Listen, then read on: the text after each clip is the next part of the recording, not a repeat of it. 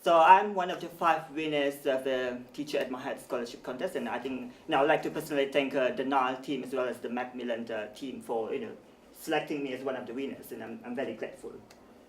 The title of my project is Hive. I use the word hive because it sounds so powerful. Hive. It's like a systematic, well-organized organism, so I came up with that name.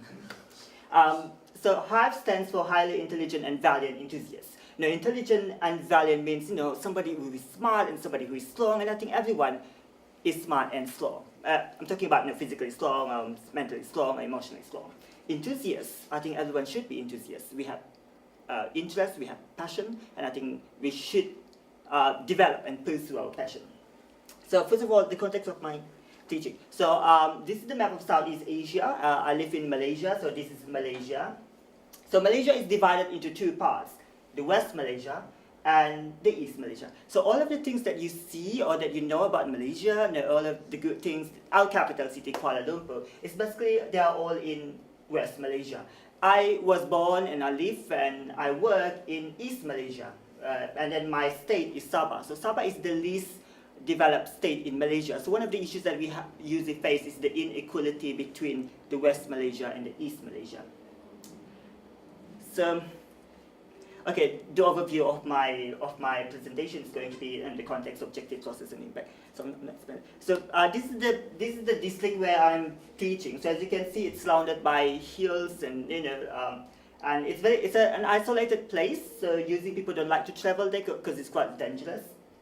I don't live in this district. I teach here. Basically, I'm staying there now. But then I live in another district.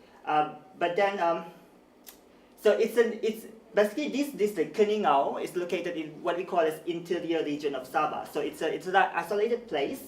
So because of the location, the students they have limited exposure to outside world. So most of them, few of them, okay, some have never left the district itself, to see the urban areas, the cities, and then most actually for those who live in Sabah or East Malaysia, we never really visit West Malaysia. So as you can see, West Malaysia is more developed, and then because of this as well, the students, they have poor English proficiency. So although English is our second language, but the reality is that most Malaysians cannot really speak English that well, and they come from low socioeconomic status. So most of them come from working class. Most of the parents are farmers or fishermen, working class jobs. And in terms of academic achievement, they are a little behind. So I think it's something common in everywhere we go, that there's always a disparity between those who live in isolated areas and those who live in urban areas. So the objective of my project is, first of all, to boost students' confidence. Now, confidence is a cliche word. You need to have confidence. Confidence is very important, but it is. That's why it's a cliche. First of all, I think that it's very important for the students to have the belief that they can learn, that they can use and master English language. Because of this, because basically English language is a very alien, I would say, language to these most of these students. So when you speak English to them, when you talk about English language, most of them will say this language is just not meant for me. And I think it's basically it's bad, because I want the students to believe that just because you come from certain backgrounds and certain from socioeconomic status, it doesn't mean that you can't be as good as others. You can't be as good as those who live in urban areas, who come from the elite schools. In fact, you can surpass anyone that you will like if you work hard, if you believe in yourself. So I think confidence is very important. And then most of these, when you look at these students in these isolated areas, they don't have confidence. They don't really believe that they can achieve anything. And I'm sorry, I didn't explain it previously. Our school is a vocational schools. So the reason why students go to vocational schools, because most of the time people believe that they are the students who give up in academic pursuit. They feel like they cannot perform well in academic subjects, so they decided to go to vocational schools. But the truth is, in vocational schools, in Malaysia, they still have to take academic subjects and they have to perform. And then English language also, they also need to learn English language. In fact, if anything, nowadays English language is becoming more and more important. So even if you go to vocational schools, you feel like you don't need to be good in academic, you still need to be good, need to be able to speak English language. Because even for working class, I mean, my students, they are construction technology, bakery, hospitality. Some of them are doing tourism, but the reality is, if you do all of this work, you need to be able to speak English because you're going to have lots of people from the outside. So that's the thing. And then to enhance students' higher order thinking skills, so higher order thinking skills are very important, as you can see. And then I think it's very important for them to be, innovative and to be able to solve problems. So nowadays, most of the problems that people face, because I'm in a vocational school, so we do lots of studies in vocational, in industry, in job markets. So most of the employers complain of how when they hire workers, these workers, it's one thing that they are not good in speaking English. It's another that they cannot really solve problems or make decisions. So you need to have workers who are who are able to solve problems that happen in workplace. So yeah. Higher order thinking skills are very important. I think that's very obvious. And as well as to promote 4Cs. I think you are very familiar with 4Cs. It's collaboration, communication, critical thinking, and creativity. It's not a new concept, but I think it's very important in learning. So what I did first was that I invited a trainer from our state education department to train teachers how to use thinking tools. So thinking tools like thinking maps, 6 thinking hats, those are the 2 famous ones. And actually all of these are the thinking tools that we use in Malaysia, which is under the program of I Think, but now it has been abandoned for some reasons. It's a common thing in Malaysia. They come up with something and then in a couple of years it will simply disappear. So it's one of the issues that we face. I think teachers usually struggle with this. So this I Think program, all of these thinking tools actually come from United Kingdom. So in UK we have Thinking School International and Kessler Education, which promote the use of thinking tools in education. And I think in UK there are many schools that have been accredited as thinking school, as well as in other countries, in Australia. And I think there's one school in Thailand that has been recognized as a thinking school. So this is the program that, this is not exactly something that we come up with, that Malaysia comes up with, this I Think program, higher order thinking skill. Yeah, they have been working together with UK, and not just Malaysia. There are many countries that have been working together with Thinking School International and Kessler Education. So obviously the teachers had the workshop, and of course after the teachers, the next subjects for the workshops will be the students. So previously the teachers, they learned these thinking tools from the trainer from the state education department. So now it's the teachers who train or who conducted the workshop for the students. So we have about 1,000 students, which is quite a lot. So we can't really do like one workshop for everyone. So we have to do it in a series of workshops. So of course, after you did workshop, after you introduced thinking tools, obviously the teachers were expected to apply this in their classroom. So I decided to apply it in my classroom, of course. What's the point of having the workshop in the first place? So this is thinking maps. I think some of you are very familiar with thinking maps. So thinking maps is Thinking maps are developed or were developed by David Hiley. I don't really know how to pronounce it, but I think you guys know him very well. So there are 8 thinking maps that represent 8 thinking processes. So what I like to do is that I adapt the thinking maps, and then this is what I did. Basically, it's not much different from the thinking map itself, but I just adapted. Talking about adaptation, I took adaptation in materials writing, obviously in this NILE Institute for the past 2 weeks. So what I did was that I integrated a WH question, and then I did it in a more structured way. And then basically 3 map, this is one of the thinking maps. The use of thinking maps is to classify ideas.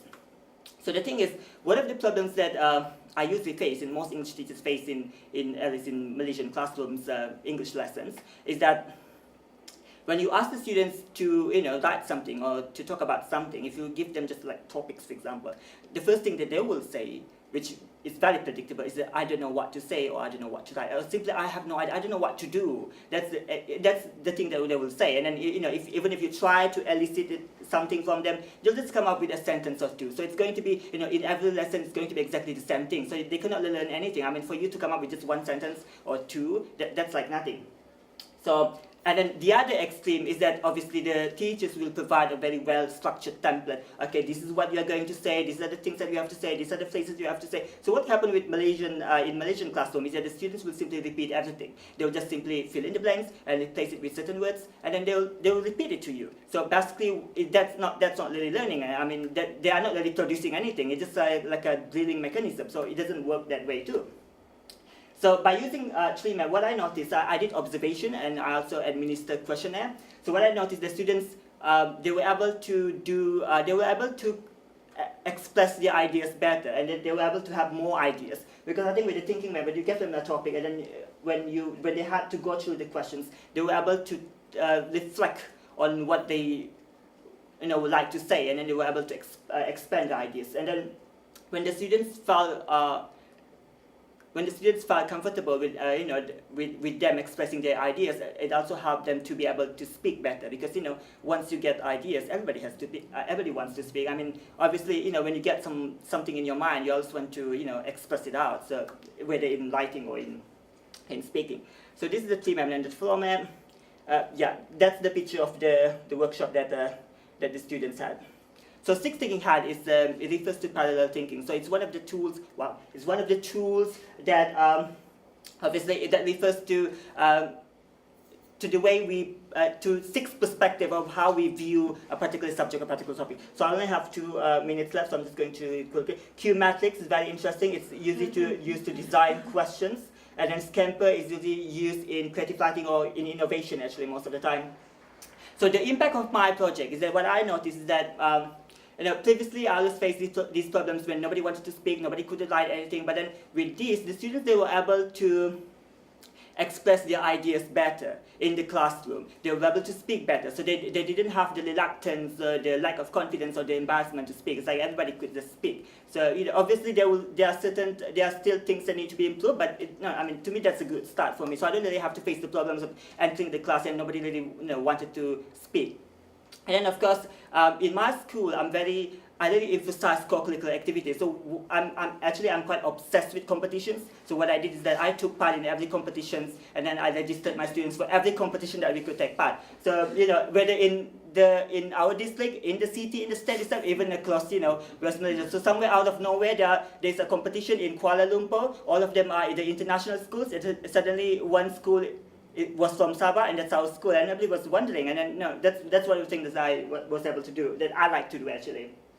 So what I like about this competition is that, yeah, they were very challenging, but then that's what makes things exciting. And then what I like about this is that the students usually they had this belief that they couldn't really compete with those from urban areas. They cannot be as good as them. But this competition tells the opposite. I mean, they were able to actually take part. In fact, sometimes they were the only participants from isolated areas to take part in these competitions. And sometimes we did win some competition, but I didn't put lots of expectation for them, because I have to be practical. But then for them to be able to excel well and perform well, and then they just went there.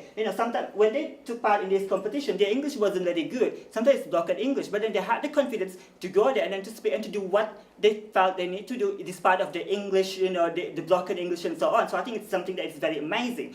So they don't feel like, oh my God, I can't speak English, I can't be here, I can't be doing this, I'm nobody, this is a mistake. But instead of that, yeah, I can do this. I mean, these people are better than me, so how can I be as good as them? Or how can I be better than them? So that's the kind of belief that I would like my students to have, and I think they are developing that belief. In fact, if there's anything, my students usually ask, so is there any other competition that we can take part in? Something like that. They always ask for competitions, so which is a good thing. So that's all.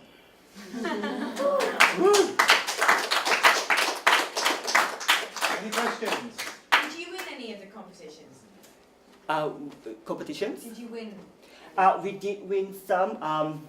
I think the most successful one is that it's very amazing when you become an underdog, like nobody knew you in a competition. Suddenly there's this school that was underdog that never won anything, and then they took part in this competition and they become winner, and it was like a landslide victory. So everybody was like wondering, what did you guys do? Where did your students come from? You know, something like that. So it's something that's very interesting. Do you know what I mean? So the students were like, oh my God, who are these people? They came out of nowhere. And sometimes some people, I think I didn't take it serious, but they were like, they must be cheating. The students can't be his students. They must be students from somebody else. They must be older students. So those things are not true. But then sometimes we didn't win, but then still I'm proud of the students because they were able to perform well. And then we received lots of feedback from, imagine the students when they went to international school and they competed in poetry slam. So most of the participants were native speakers.